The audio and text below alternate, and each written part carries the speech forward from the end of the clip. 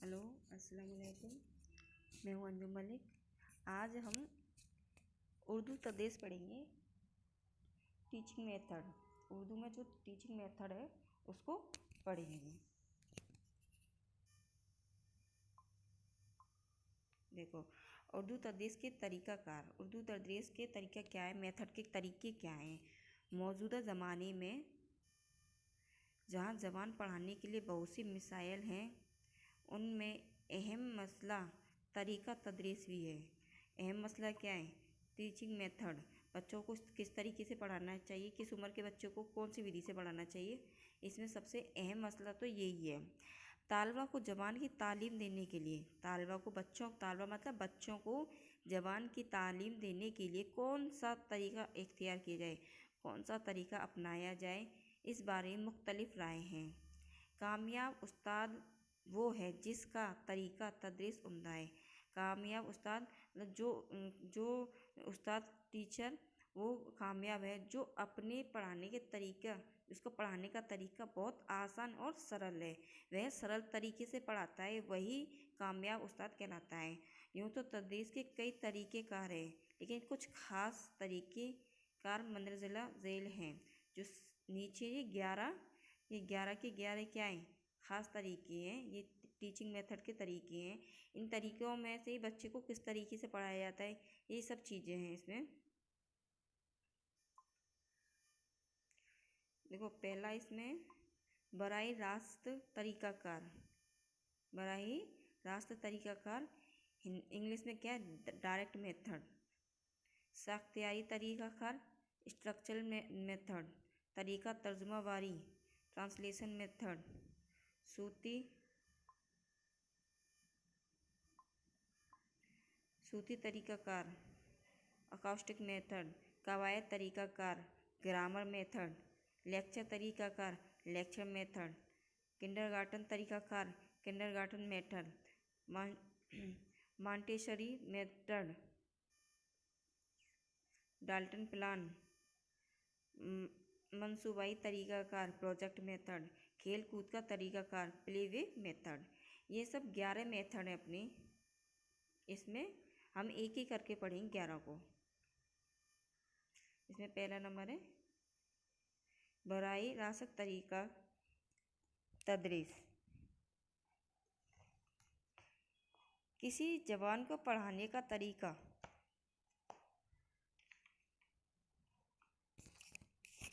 किसी ज़बान को पढ़ाने का तरीका बराह रास्त है। बराह रास्त है जो सीधे इसी ज़बान में पढ़ाया जाता है। जो बराह रास्त तरीका है इसमें क्या है, किसी भी ज़बान को, कोई भी एक लैंग्वेज हो, उसको पढ़ाने का तरीका बराह रास्त है जो सीधे इसी ज़बान में है। इसमें क्या है, हम तब्दीली नहीं कर सकते, पढ़ाया जा सकता है। किसी दूसरी ज़बान की मदद पढ़ाने में नहीं ली जा सकती। इसमें जो ज़बान है हम उसी को पढ़ाएंगे। इसमें हम किसी भी ज़बान की मदद नहीं ले सकते, मादरी ज़बान तक की मदद नहीं ले सकते, और ना किसी दूसरी ज़बान में इसका तर्जुमा किया जा सकता है, ना किसी भी ज़बान में इसका तर्जुमा किया जा सकता है। जो ज़बान है उसी को हम पढ़ेंगे, और ना किसी की मदद, इसमें किसी की मदद भी नहीं ली जा सकती। इस तरीके में मादरी ज़बान का बिल्कुल भी दखल नहीं है। क्या इसमें मादरी ज़बान का बिल्कुल भी यूज़ नहीं करते या दखल नहीं करते। इस बारे में माहिरीन का ख्याल है। माहिरीन मतलब शिक्षक, उस्ताद, जो उसे जिस ज़बान का पूरा ज्ञान हो उसे माहिरीन कहते हैं, का ख्याल है कि तालबा बच्चे को कहते हैं। तालबा इसी तरह दूसरी ज़बान सीख लेता है जिस तरह वो अपनी मादरी ज़बान सीखता है। माहिरीन मतलब अच्छे टीचर, जो होशियार जो उस्ताद हैं, उनका ख्याल ये है कि बच्चा इसी तरह दूसरी ज़बान सीख लेता है जैसे वह मादरी ज़बान सीखता है। मादरी ज़बान तो बच्चे को हम सिखाते नहीं हैं, मादरी ज़बान बच्चा देख कर सुनकर सीख जाता है। इसी तरीके से ये इस ज़बान को भी सीखा जा सकता है। ये तरीका है जिसमें बग़ैर तर्जुमा किए और रस्मी कवायद की बातचीत किए बिना नेज़ मादरी ज़बान को काम में न लाए हुए इसी ज़बान में पढ़ा जाता है। इस ये वाले जो बराही रास्त तरीका है, इसमें यूं की यूं ही पढ़ा जाता है। इसमें ना तो मादी ज़बान का हम हेल्प लेंगे और ना हम किसी भी तर्जुमा कर सकते हैं, ना किसी रस्मी कवायद की बातचीत किए बिना इसमें यूं की यूं ही पढ़ा जाता है। इसमें जुमलों का इसमें जुमलों को इकाई माना जाता है। वैसे लफ्ज़ को इकाई मानते हैं, इसमें क्या है, जुमलों को इकाई माना गया है। किसमें? बराही रास्त तरीका में जुमले को इकाई माना गया है। इसमें तालबा वही बात दोहराते हैं जो उस्ताद बोलता है। इसमें तालबा बच्चा वही बात दोहराएगा जिसको उस्ताद बोलता है या पढ़ाता है। ये तरीका इब्तदाई जमातों के लिए, शुरुआती क्लासों के लिए ये तरीका मुफीद है। मुफीद मतलब लाभदायक है। इस तालिबा में गुफ्तगू की आदत पैदा हो जाती है, बातचीत करने की आदत पैदा हो जाती है, तलफ्ज़ ठीक हो जाता है। तलफ्ज़ मतलब लफ्ज़ का उच्चारण, लफ्ज़ का मायना भी ठीक हो जाता है। उस्ताद वक्त पर निसाब सिलेबस को पूरा कर सकते हैं। इसके बराई साहत तरीके से उस्ताद वक्त पर निसाब या सिलेबस को पूरा कर सकते हैं। निसाब को ही सिलेबस कहते हैं। इसमें तालबा को सही पढ़ना, बच्चे को सही पढ़ना, बोलना और लिखना आता है और ज़बान की महारतें पैदा हो जाती हैं। इसमें बच्चे को बोलना, लिखना, पढ़ना और ज़बान की क्या महारतें पैदा हो जाती हैं। इनकी सबसे बड़ी खामी ये कि मादी ज़बान पर कोई तवज्जो नहीं दी है।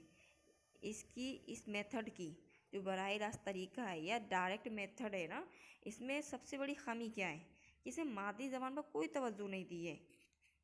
इसके काबिल इस्तातिज़ा की ज़रूरत होती है। इसके काबिल किसकी? इस्तातिज़ा की ज़रूरत, मतलब उस्तादों की ज़रूरत होती है। इस्ताज़ा जो लफ्ज़ है ये उस्तादगी जमाएँ की ज़रूरत होती है जो कम ही मिलती हैं। उस्तादिज़ा मतलब बहुत निपुण शिक्षकगण जो होते हैं ना, होशियार, इनको सारा ज्ञान हो, उसको उस्तादिज़ा कहते हैं, जो कि बहुत कम मिलते हैं। ये शहरों के मदारस, देखो मदरसे की जमा क्या होगी, मदारस के लिए मुफीद हो सकते हैं। ये जो इस्तातज़ा हैं जो ये शहरों के मदरसों या मदारस के लिए बहुत लाभदायक हो सकते हैं, लेकिन गांव के मदरसों के लिए नहीं। ये तरीका खर्चीला है। ये तरीका कैसा है? खर्चीला, क्योंकि इसमें उम्दादी इशाइयाँ की ज़रूरत होती है। क्योंकि इसमें किसकी ज़रूरत होती है? उम्दाई की ज़रूरत होती है।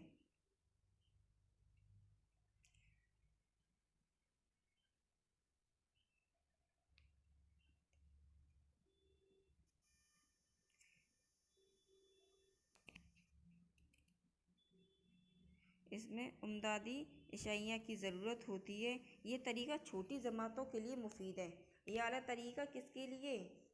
छोटी जमातों के लिए सही है। ये देखो ये तरीका खर्चीला है क्योंकि इमदादी अशिया की ज़रूरत होती है। इमदादी किसे कहते हैं? इसमें इमदादी सहयोग को कहते हैं। पंक्ति की ज़रूरत होती है। ये खर्चीला तरीका है। ये तरीका छोटी जमातों के लिए मुफीद है। मुफीद लाभदायक, मुफीद का मतलब क्या है? लाभदायक, लेकिन बड़ी जमातों के लिए नहीं। ये जो बराही रास्त तरीका है, डायरेक्ट मेथड है। बच्चों को हम पढ़ाते हैं ना, एक दो तीन, इसमें हम कोई चेंजिंग नहीं कर सकते। इंग्लिश पढ़ाते हैं ABC, इसमें भी हम कोई चेंजिंग नहीं कर सकते। और हम हिंदी पढ़ाते हैं, उर्दू पढ़ाते हैं, जो भी है, तो ये छोटी क्लासों को डायरेक्ट पढ़ाते हैं, उनको एक एक चीज़ सिखाते हैं। तो ये छोटी क्लासों के लिए सही है, ना कि बड़ी क्लासों के लिए। एक दूसरा तरीका देखो, साख्तियाती तरीका, स्ट्रक्चर मेथड। ये क्या है? देखो,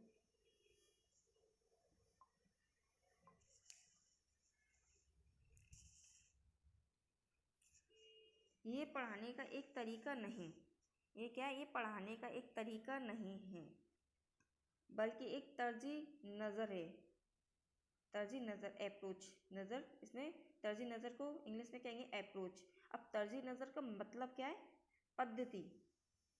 ये पढ़ाने का एक तरीका नहीं बल्कि एक तर्जी नज़र है, बल्कि एक पद्धति है। दो लफ्ज़ों से मिलकर बना है।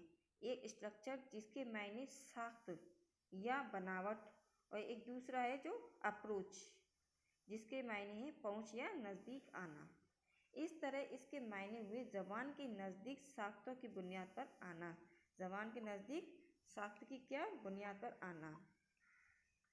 इस तर्ज नज़र के मुताबिक साख्तों को मुख्तलिफ किस्म की सूरतें बनाकर पढ़ाया जाता है, जिसकी वजह से पढ़ना सिखाना बहुत ही मौसर हो जाता है। मौसर क्या होता है? इसमें मौसर होता है आसान या प्रभावी या स्थायी ज्ञान, इसे कहेंगे हम मौसर।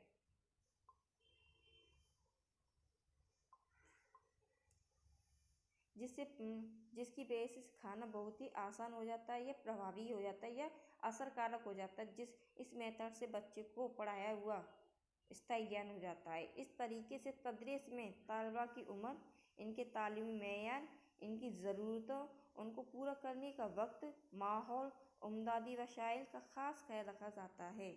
इसमें देखो क्या है, इस तरीक़ा में तालबा को उम्र, उनकी तालीम मेयार, ये मेयार क्या है? ये मेयार हो जाएगा इसमें कटौती या स्तर, बच्चों का कौन सा स्तर है। इसमें तालबा की उम्र, तालमी के मेयार मतलब तालमी का जो स्तर है, पढ़ाई का जो स्तर है, उनकी ज़रूरत, उनका पूरा करने का माहौल, उमदादी देखो उमदादी किसे कहेंगे? सहयोग, वसाइल, प्रश्नकर्ता जो टीचर को माने जाएंगे, उमदादी वसाइल का ख़ास ख्याल रखा जाता है। उनको हम जो प्रश्न करते हैं, जो सवाल करते हैं, उनका ख़ास प्रभाव पड़ता है। इन उमदादी अशिया के इस्तेमाल से, इन उमदादी इस्तेमाल मतलब इनके जो प्रश्नकर्ता के सहयोग से, इस्तेमाल से सुनने, बोलने, पढ़ने और लिखने की महारत पैदा होती है। लिखने की क्या होती है? महारत पैदा होती है। तीसरा मेथड है ये तर्जुमा तरीका, तर्जुमा वारी, ट्रांसलेशन मेथड। देखो ये तदरीस का कदीम क्या है? पुराना, ये पढ़ाने का पुराना और रवायती तरीका है। पढ़ाने का कैसा तरीका है? पुराना। कदीम का मतलब क्या होता है? पुराना। और जदीद का मतलब होता है नया। देखो कदीम का मायना हो गया पुराना और जदीद का मायना हो गया नया। कदीम जदीद का मुतज़ाद है, विलोम हो गया इसका। ये तदरीस कदीम का रवायती तरीका है। आज भी ये तरीका हमारे मुल्क में राइज है। ये तरीका आज भी हमारे यहाँ पढ़ाया, इस तरीके से बच्चों को पढ़ाया जा रहा है। इस तरीके में एक ज़बान को सिखाने के लिए दूसरी ज़बान का सहारा लिया जाता है। इस तरीके में क्या है? तर्जुमा, ट्रांसलेट करते, जैसे हिंदी को इंग्लिश में किया, इंग्लिश को उर्दू में ट्रांसलेट किया। तो इसमें क्या, एक ज़बान को सिखाने के लिए दूसरी ज़बान का सहारा लिया जाता है, यानी एक ज़बान को दूसरी ज़बान से मादरी ज़बान में तर्जुमा करके पढ़ाया जाता है। अंग्रेज़ी, अरबी, फ़ारसी ज़बानें इस तरीके से पढ़ाई जाती हैं। अंग्रेज़ी का ट्रांसलेट कर सकते हैं हम, अरबी का कर सकते हैं, फ़ारसी का कर सकते हैं। सबका ये जो ज़बान है उनका हम ट्रांसलेशन करके पढ़ सकते हैं और बच्चों को पढ़ा भी सकते हैं। इस तरीका को आम तौर पर ग्रामर तर्जुमा तरीका भी कहते हैं। इसका दूसरा नाम क्या है? ये तरीका जो तर्जुमा वारी है, इसका दूसरा नाम क्या है? ग्रामर तर्जुमा तरीका भी कहते हैं इसको। और कहीं कहीं इसे पढ़ाने का क्लास की तरीका भी कहते हैं। इसे पढ़ाने का क्या कहते हैं? क्लास की तरीका भी कहते हैं। ये तरीका दूसरी ज़बानों को सिखाने का मौसर और आसान तरीका है। जो मौसर का क्या मतलब? देखो आसान या प्रभावी या असरकारक। ये तरीका दूसरी ज़बानों को सिखाने का आसान तरीका है या प्रभावी और आसान तरीका है।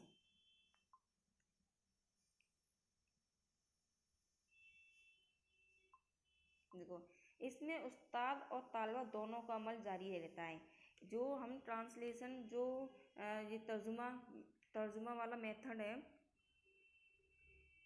इसमें क्या है, बच्चे को ये तरीका तर्जुमा वारी है जो बच्चे को भी सीखने को मिलता है और उस्ताद को भी सीखने को मिलता है। इसमें क्या है, दोनों का अमल जारी रहता है। इसमें दोनों को सीखने का, दोनों को पढ़ने का मौका मिलता है। इस तरीके में जुमलों और अल्फाज की तशरीह की जाती है। एक एक अल्फाज को हम समझ कर पढ़ते हैं।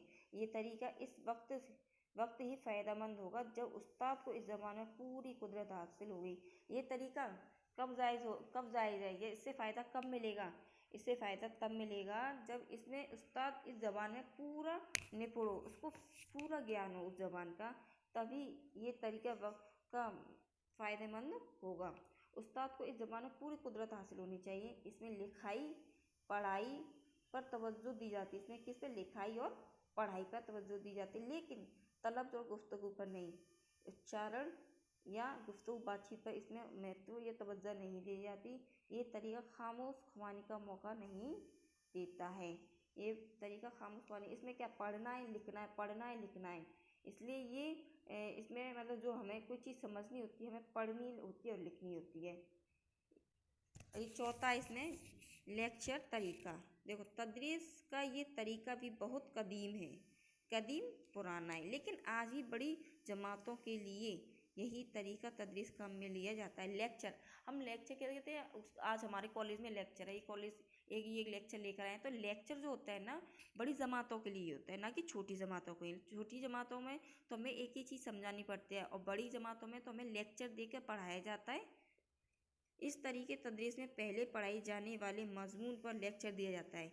जैसे इस तरीके से क्या है, हम कॉलेज में बड़ी जमातों में पहले लेक्चर दिया जाता है, फिर उसके बाद खास खास बातें बताई जाती हैं और जो मेन मेन टॉपिक होते हैं मेन मेन नोट्स के रूप में लिखा दिए जाते हैं। इसका बड़ा फ़ायदा ये कि वक्त पर निसाब पूरा हो जाता है। इसका बड़ा फ़ायदा क्या है, वक्त पर निसाब पूरा हो जाता है। अगर इसी तरीके को हम छोटे बच्चों को पढ़ाएं तो उनके कुछ भी समझ में नहीं आएगा।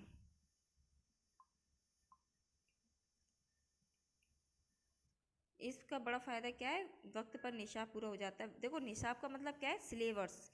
इस तरीके तदरीस से तालबा में सुनने व लिखने की महारत पैदा हो जाती है। इसमें जो लेक्चर का तरीका होता है, टीचर पढ़ाता है तो उसमें क्या है, हमें जल्दी जल्दी लिखना पड़ता है, ध्यान से सुनना पड़ता है। अगर ध्यान से नहीं सुनेंगे तो लिखेंगे कैसे।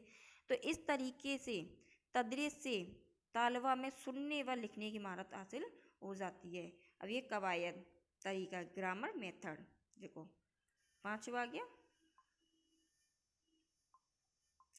कवायद ज़बान की साइंस है। कवायद ज़बान की क्या है, साइंस।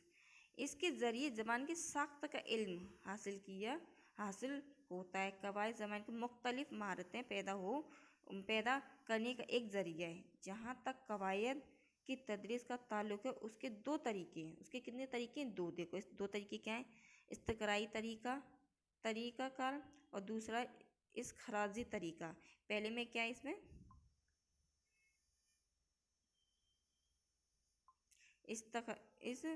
इस तकराई तरीका। उर्दू में कवायद पढ़ाने का तरीका जदीद तरीका है। जदीद मतलब क्या है, ये नवीन तरीका है। इसमें क्या है, ये नवीन तरीका है। इस तरीके में